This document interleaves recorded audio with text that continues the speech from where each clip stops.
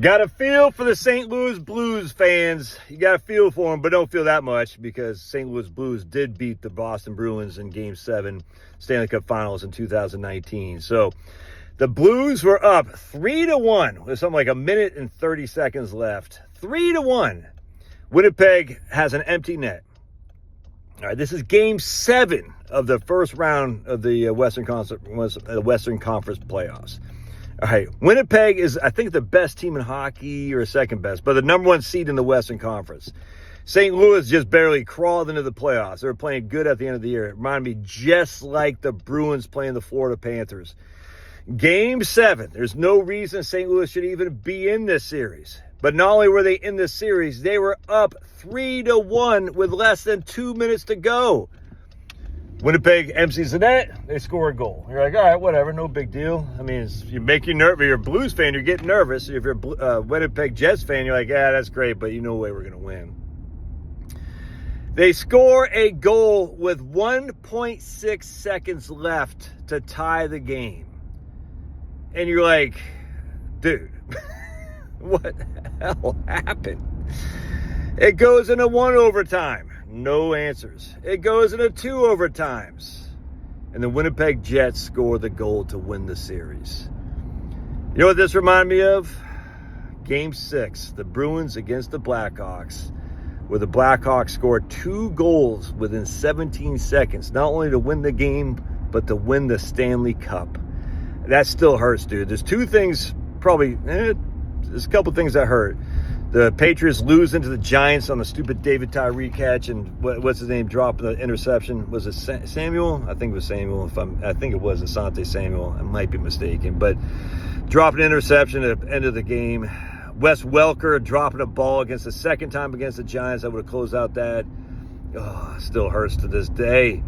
The Bruins. It's not about the Red Sox. 86 was bad because we had 86 was bad. But then Aaron Boone in 2003. So those things still hurt. But the 2 Pats losses to the Giants hurt, and then the Bruins losing. Because if we would have gone to Game 7, and I say we because I was on the team, we would have won that series because we were just dominating the Blackhawks. We had Lucic. We were just eating them alive. They could not hold up to our physicality. And then we just lost. Oh my! With the Blackhawks had an empty net. We couldn't clear the puck. They tie the game. You're like, all right, well, this is going to overtime. We're the better team. We'll win. And next thing you know, freaking Kane, dude, just brings the puck in. The whole thing was so painful. That was 2000. That was 12 years ago. It still hurts. Oh my goodness. Wes Welker dropped the ball. I think it was 2011. That still hurts. David Tyree still hurts. Mario Manningham in 2011 getting that pass. You're like, how the Giants are on their own 3-yard line. What the hell happened? Of course, not having Malcolm Butler in there against the Eagles, that didn't hurt as bad because by then I started getting a little bit out of sports at that stage. But man, if I'm a Blues fan, I'm just like, dude. If I'm a Jets fan, you got rejuvenated. You're like, dude. We were dead to rights and we came back and won.